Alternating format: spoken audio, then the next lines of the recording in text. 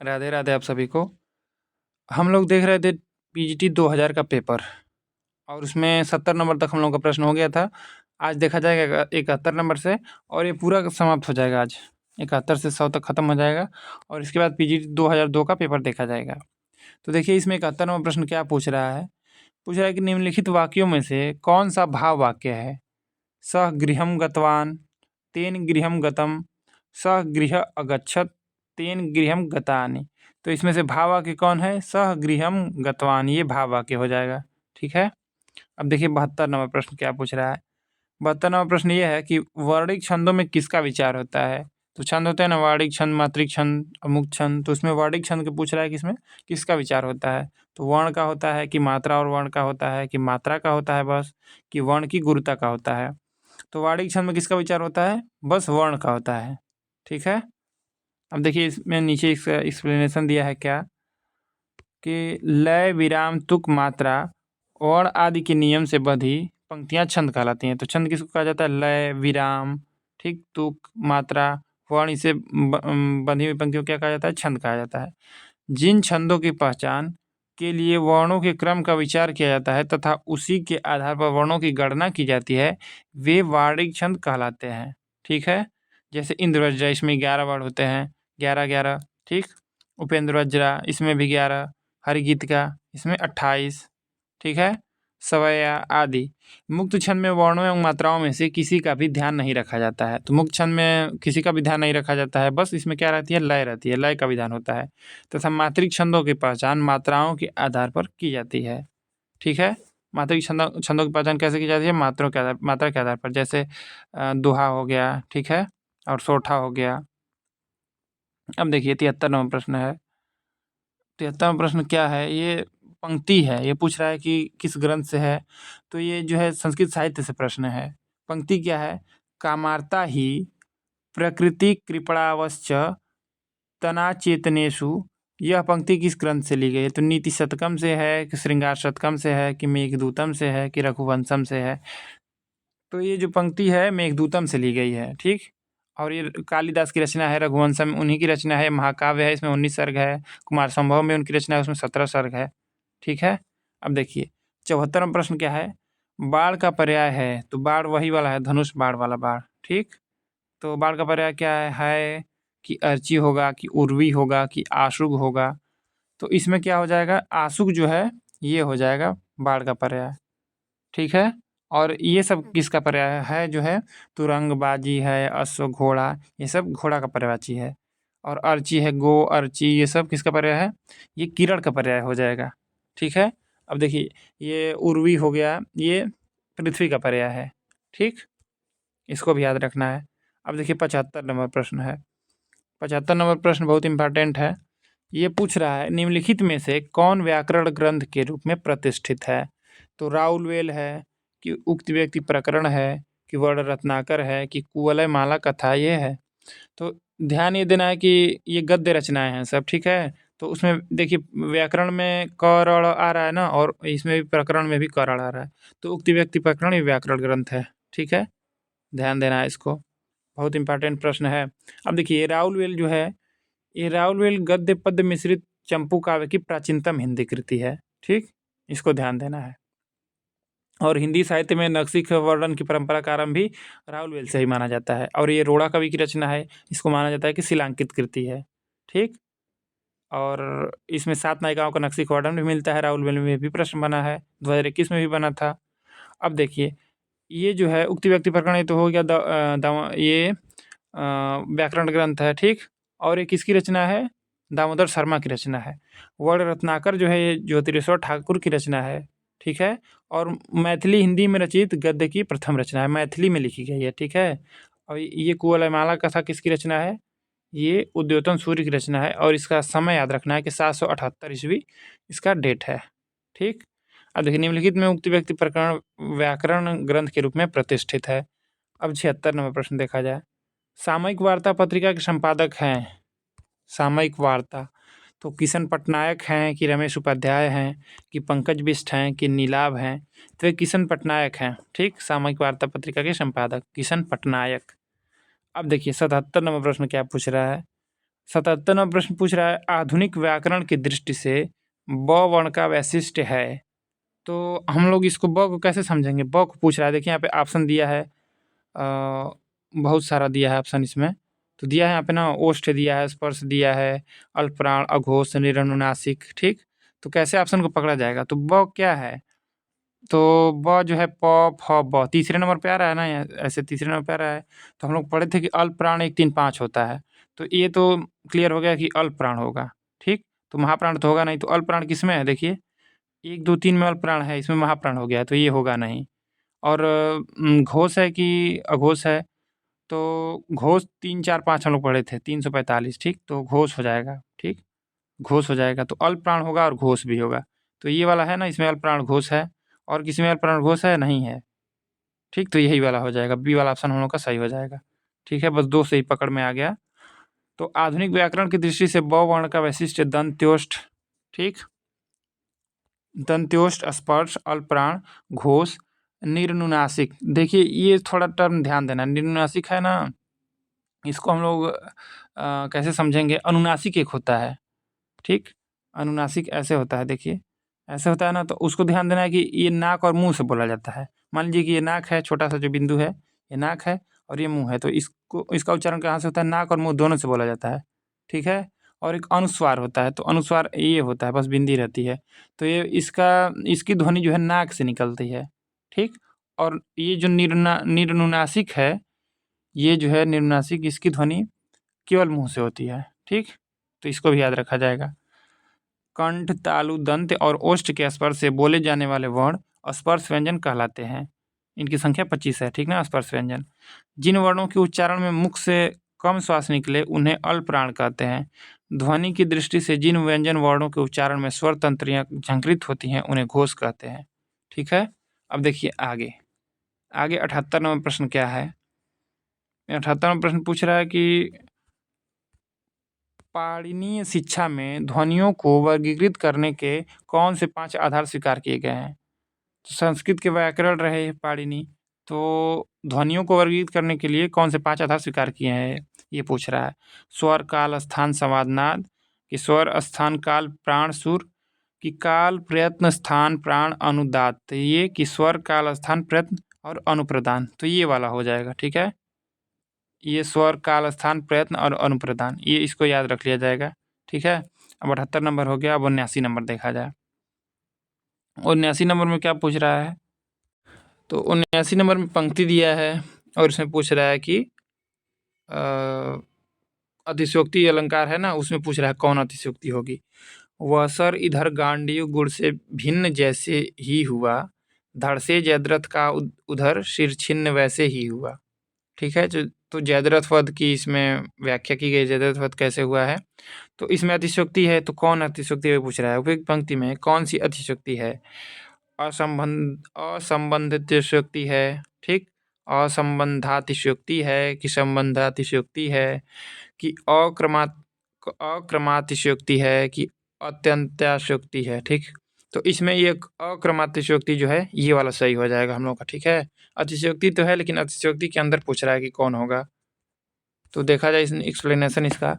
उपर्युक्त पंक्ति में अक्रमातिशयोक्ति अलंकार है जहाँ पर कार्य कारण एक साथ घटित दिखाया जाए, वहाँ अक्रमातिशयोक्ति अलंकार होता है। तो देखिए यहाँ पे बार छूट रहा है ना। ठीक, वह सर इधर गांडीव गुण से भिन्न जैसे हुआ, तो अर्जुन की धनुष गांडीव थी, उससे जो ही तीर निकलती है तुरंत उसका धड़ जयद्रथ का उसके सिर से अलग हो गया। तो देखिए यहाँ पे लिखा है ना कि कार्य कारण एक साथ घटित दिखाया जाए, वहाँ अक्रमातिशयोक्ति अलंकार होता है। ठीक, अब देखिए, जहाँ कारण उपस्थित होने से पूर्व ही कार्य का संपन्न होना वर्णित किया जाए वहाँ अत्यंताशयोक्ति कही जाती है। ठीक है, कारण उपस्थित होने से पूर्व ही कार्य संपन्न हो जा रहा है, तो वहाँ पे अत्यंताशयोक्ति होगी। ठीक, संबंध रहने पर भी युक्तिपूर्ण कथन द्वारा असंबंध प्रकट करना संबंधातिशयोक्ति होती है। इसके ठीक विपरीत स्थिति असंबंधातिशयोक्ति की होती है। तो ये सब अतिशयोक्ति के भेद हैं। अब देखिए 80 नंबर प्रश्न क्या है? 80 नंबर प्रश्न है, तरनी तनुजा तट तमाल तरुवर बहुछाए, झुके कूल सो जल पर सनहित मनहु सुहाए। उपर्युक्त पंक्तियों में अलंकार है। हम पंक्तियाँ हम लोग बहुत बार सुनते आए हैं, तो इसमें अलंकार पूछ रहा है। उत्प्रेक्षा होगा कि वृत्यानुप्रास होगा कि शब्दार्थालंकार होगा कि स्वभावोक्ति होगा। तो उत्प्रेक्षा तो संभावना वाला होता है, इसमें वृत्यानुप्रास हो जाएगा। ठीक, अनुप्रास का एक भेद है वृत्यानुप्रास, तो वही हो जाएगा। अब देखिए, उपर्युक्त पंक्तियों में वृत्यानुप्रास अलंकार है जब एक या एक से अधिक वर्ण एक ही क्रम में दो से अधिक बार आए। ठीक, एक या एक से अधिक वर्ण एक ही क्रम में दो से अधिक बार आए तब वृत्यानुप्रास अलंकार होता है। उपमेय में उपमान की संभावना होने पर उत्प्रेक्षा अलंकार होता है। ठीक, उत्प्रेक्षा तो ठीक ही है, समझ में आ गया। उत्प्रेक्षा में जनु, ठीक, ये ध्यान देना, उत्प्रेक्षा में जनु, मनु, मानो, जानो, इव जैसे वाचक शब्दों का प्राय प्रयोग किया जाता है।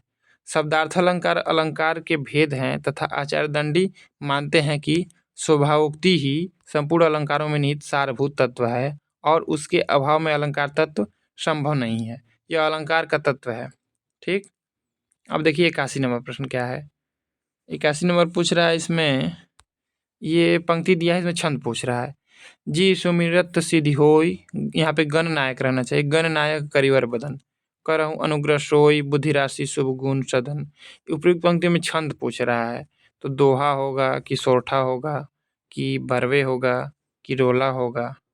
ठीक है, तो दोहा में 13-11 होता है, इसमें 11-13 होता है। ठीक, 12-7 बरवे, तो इसमें होगा कौन, यही पूछ रहा है। तो इसमें देख लीजिए, गिन लिया जाए।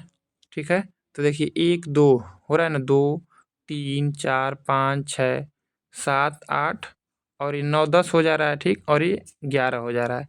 तो 11-13 किस में होता है, ये सोरठा में होता है। इसमें 11 हो गया तो इसमें 13 होगा ही। ठीक है, गिन लीजिएगा आप लोग, इसमें 13 होगा, तो ये इसमें सोरठा हो जाएगा।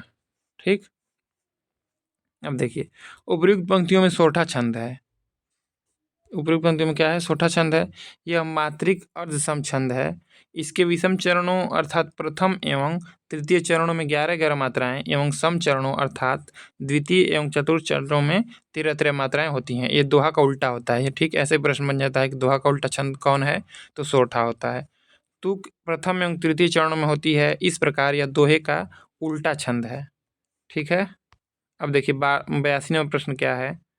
इसमें पूछ रहा है, इसमें गढ़ पूछ रहा है, होता है ना 8 गढ़ होते हैं ना, जगड़ तगड़ रगड़ ऐसे, तो ये पूछ रहा है माता राज भानस लगा, तो आराति सैन्य सिंधु में सुबाड़ वाग्नि से जलो, प्रवीर हो जई बनो बढ़े चलो बढ़े चलो। तो ये जयशंकर प्रसाद की कविता है ना, प्रबुद्ध शुद्ध भारती वाली, हिमाद्रि तुंग श्रृंग से प्रबुद्ध शुद्ध भारती, उसी के आगे का पंक्ति है। इसमें पूछ रहा है कौन सा गढ़ है, तो जगड़ रगड़ जगड़ रगड़ जगड़ गुरु होगा कि रगड़ जगड़ तगड़ तगड़ जगड़ गुरु होगा।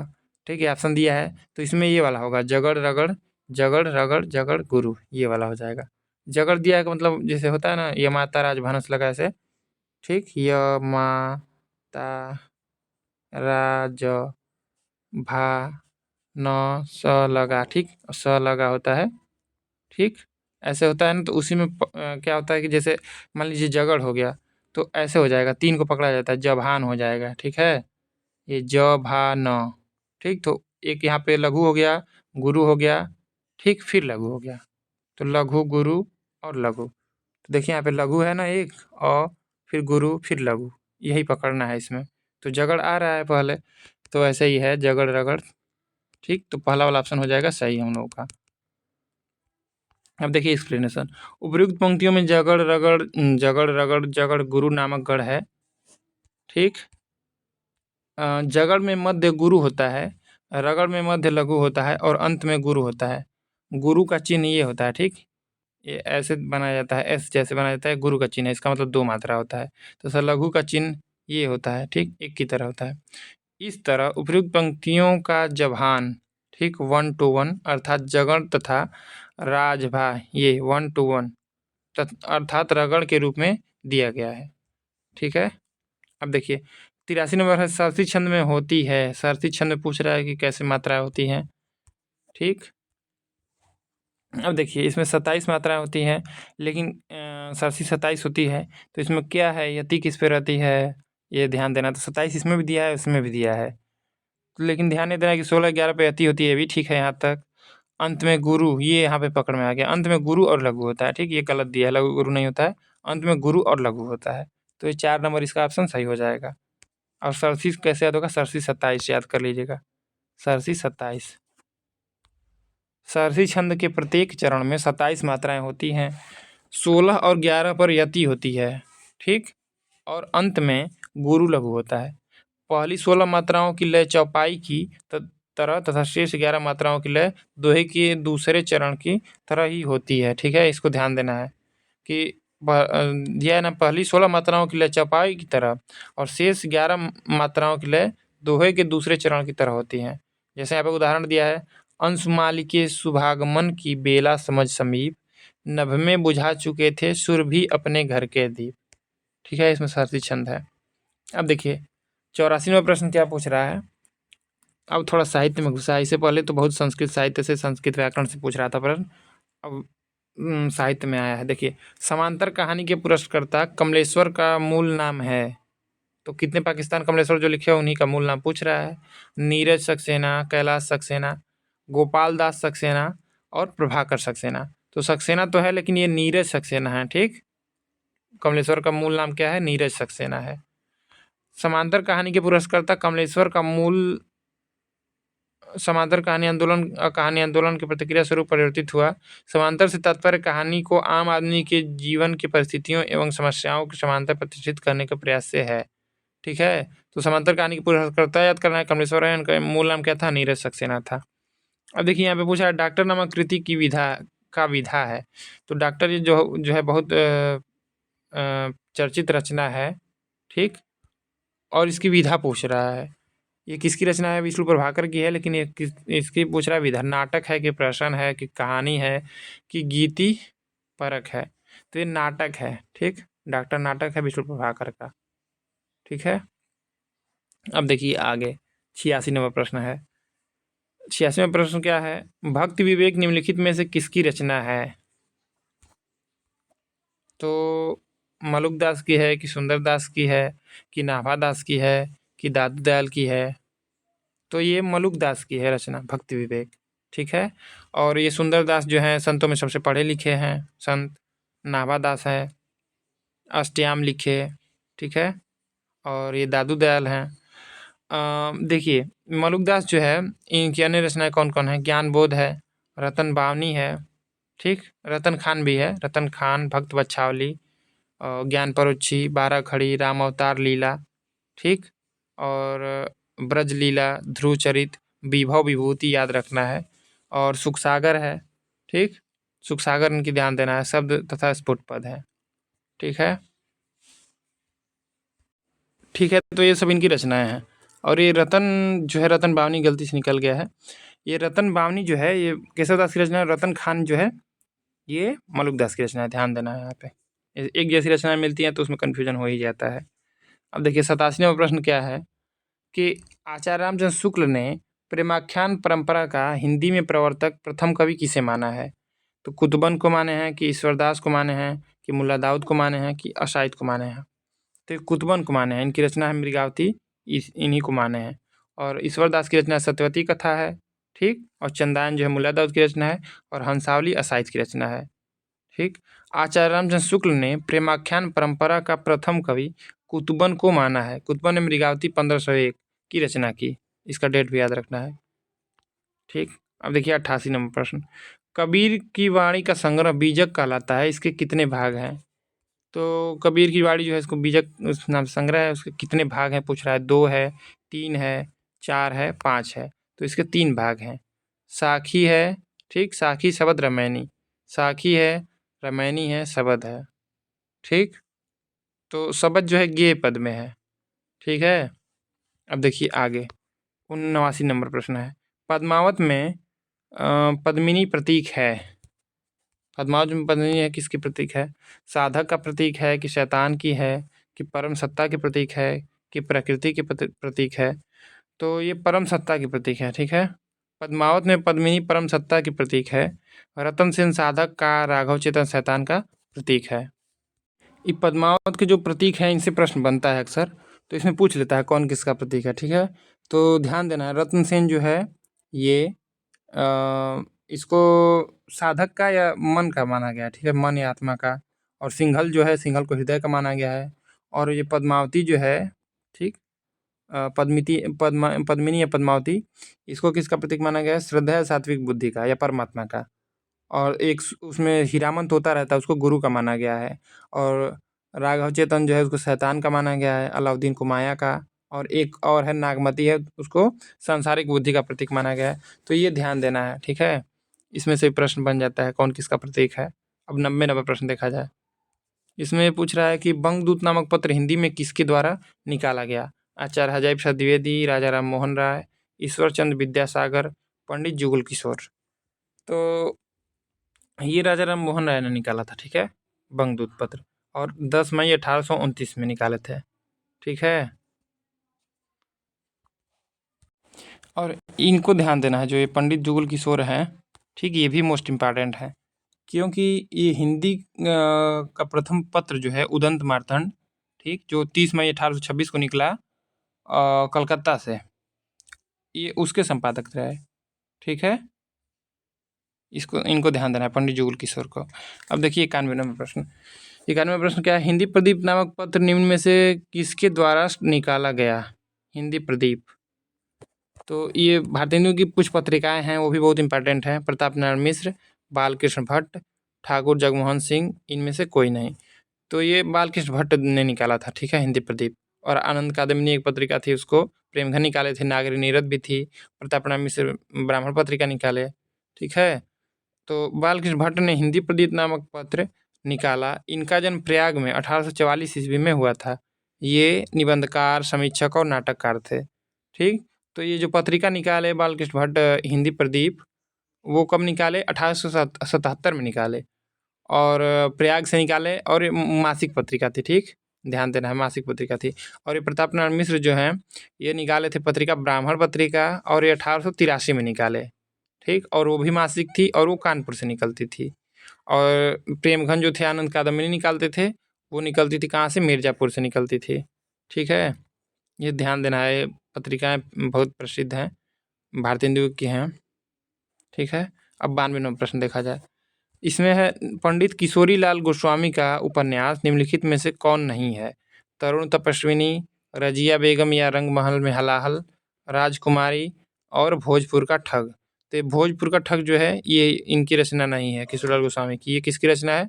ये गोपाल राम गहमरी की रचना है। भोजपुर का ठग गोपाल राम गहमरी की कृति है, ठीक। अब देखिए आगे 93वां प्रश्न है, हार की जीत कहानी का लेखक कौन है? तो ये प्रश्न थोड़ा विवादित है, क्योंकि हार की जीत नाम से 2 लोग कहानी लिखे हैं। प्रेमचंद भी लिखे हैं और सुदर्शन भी लिखे हैं, ठीक। तो सुदर्शन की तो बहुत प्रसिद्ध है, प्रेमचंद की भी कहानी है इस नाम से। तो ऑप्शन क्या दिया? विशंबरनाथ शर्मा कौशिक की है, कि प्रेमचंद की है, कि सुदर्शन की है, कि डॉक्टर रामविलास शर्मा की है? तो सुदर्शन इसमें माना है, लेकिन ध्यान देना है कि दोनों की है, प्रेमचंद की भी है, सुदर्शन की भी है, ठीक है। अब देखिए 94वां प्रश्न क्या है कि सूरदास जी को जीवनोत्सव का कवि किसने कहा? पंडित रामचंद्र शुक्ल का है, कि आचार्य हजारी प्रसाद द्विवेदी का है, कि पंडित महावीर प्रसाद द्विवेदी का है, कि मैथिलीशरण गुप्त का है, ठीक। तो सूरदास जी को जीवनोत्सव का कवि किसने कहा? ये कहे पंडित रामचंद्र शुक्ल, ठीक। और ये तो कह दिया। मैथिलीशरण गुप्त को आधुनिक युग का तुलसी भी कहा जाता है, ठीक है। ये भी ध्यान देना है, इनको भी ध्यान देना है। और महावीर प्रसाद द्विवेदी ये सरस्वती का संपादन किए 3 से 20 तक, ठीक है। और इनकी एक रचना है बाणभट्ट की आत्मकथा, उसको हमेशा पूछ लेता है कि उसकी विधा क्या है? तो आत्मकथा है, तो आत्मकथा नहीं है, उपन्यास है, ठीक। तो ये थोड़ा ध्यान देना है, ऑप्शन में जो रहता है उसको पे भी ध्यान दिया जाता है। अब देखिए, पंडित रामचंद्र शुक्ल ने सूरदास को जीवनोत्सव का कवि, तुलसी को लोकमंगल का कवि, जैसी को प्रेम की पीर का कवि कहा है। तो तुलसीदास को लोकमंगल का कवि कहे हैं, ठीक। और भारतवर्ष का लोकनायक कौन कहा? ये हजारी प्रसाद द्विवेदी कहे कि भारतवर्ष का लोकनायक वही हो सकता है जिसमें समन्वय की विराट चेष्टा हो। अब देखिए 95वां प्रश्न क्या है? एक बुध सहसा उछली किसके द्वारा लिखित यात्रा वृत्तांत है? तो ये अज्ञेय जी लिखे, कि राहुल संकीर्तन जी लिखे, कि यशपाल जी लिखे, कि रामवृक्ष बेनीपुरी? तो एक बुध सहसा उछली ये अज्ञेय जी की रचना है, ठीक। और एक अरे यायावर रहेगी याद, वो भी रचना है इनकी। और राहुल संकीर्तन तो सबसे बड़े घुमक्कड़ रहे हिंदी साहित्य में, ठीक है। तो अरे यायावर रहेगा याद भी अज्ञेय जी का यात्रा वृत्तांत है। आधुनिक युग में यात्रा वृत्तांत का प्रवर्तन भारतेंदु जी ने ही किया था। ठीक, अब देखिए 96वां प्रश्न क्या है कि आमिष का विलोम शब्द होगा। आमिष का विलोम पूछ रहा है, तो सानिस देखिए यहाँ पे सानिस लिख दिया है। निरामिष है कि मांसाहारी होगा कि शाकाहारी होगा। तो आमिष का मतलब ये होता है कि जैसे आमिष का मतलब होता है मांस, ठीक। तो आमिष का विलोम हो जाएगा निरामिष, मांस रहित। ठीक है, निम्नलिखित वाक्यांशों के लिए एक शब्द का, ये कुछ यहाँ पे एक्सप्रेशन गलत दे दिया है। ठीक है, यहाँ पे आमिष का विलोम क्या होगा, निरामिष होगा। ठीक, शिल्पी में थोड़ा गलत दिया है, तो इसको सही करके हम लोग पढ़ रहे हैं। अब देखिए 97वां प्रश्न क्या है कि वह भाई जो अन्य माता से उत्पन्न हो कहलाता है। अन्योदर कहलाता है कि दूरस्थ कहलाता है कि औरस कहलाता है कि सहोदर कहलाता है। तो अपना जो भाई रहता है उसको सहोदर कहा जाता है। ठीक, और जो अन्य माता से उत्पन्न हुआ है उसको अन्योदर कहा जाता है। ठीक, अब देखिए 98वां प्रश्न क्या है, घड़ों पानी पड़ना मुहावरे का अर्थ है होगा। घड़ों पानी पड़ना नहाना होगा कि कांपना होगा कि लज्जित होना होगा कि सर्दी लगना होगा। तो घड़ों पानी पड़ना लज्जित होना। ठीक, चोरी करते रंगे हाथ पकड़े जाने पर मोहन पर घड़ों पानी पड़ गया। तो ये वाक्य प्रयोग है उसका। अब 99वां प्रश्न देखा जाए, तो 99वां प्रश्न में ये भी मुहावरा ही है। ठीक, पूछा है जहाँ न पहुँचे रवि वहाँ पहुँचे कवि। इसका अर्थ पूछ रहा है क्या होगा। कवि बहुत तर्कशील होते हैं, कवि बहुत भावप्रवण होते हैं, कवि बहुत विचारशील होते हैं, कवि बहुत कल्पनाशील होते हैं। तो ये जो चौथा ऑप्शन है ये वाला सही हो जाएगा कि कवि बहुत कल्पनाशील होते हैं। ठीक, सूरदास जी ने वास्तव में जहाँ न पहुँचे रवि वहाँ पहुँचे कवि की अपने पदों में चरितार्थ किया है। ठीक है, अब आज का लास्ट प्रश्न है 100 नंबर प्रश्न। अब हम लोगों का समाप्त हो जाएगा, उसके बाद 2002 का पेपर शुरू किया जाएगा। ठीक है, पढ़े फारसी बेचे तेल या देखो कुदरत का खेल। इसका अर्थ पूछ रहा है। तो शिक्षित होकर बेकार रहना, योग्यता होते हुए भी व्यवस्था के कारण निम्न स्तर का कार्य करना, विद्या का अपमान करना, फारसी पढ़े लोगों को प्राय तेल बेचना पड़ता है। तो इसमें यही होगा। ठीक है, योग्यता होते हुए भी व्यवस्था के कारण निम्न स्तर का कार्य करना, जो आजकल बहुत चल रहा है। ठीक है, ट्रेंडिंग में चल रहा है ये। योग्यता होते हुए भी व्यवस्था के कारण निम्न स्तर का कार्य करना, तो ये वाला हो जाएगा पढ़ो फारसी बेचो तेल। तो आज हम लोग का हो गया पूरा समाप्त 2000 का पेपर, पीजीटी 2000 का। अब आगे देखा जाएगा पीजीटी 2002 का पेपर। ठीक, अब सभी का जुड़ने के लिए धन्यवाद।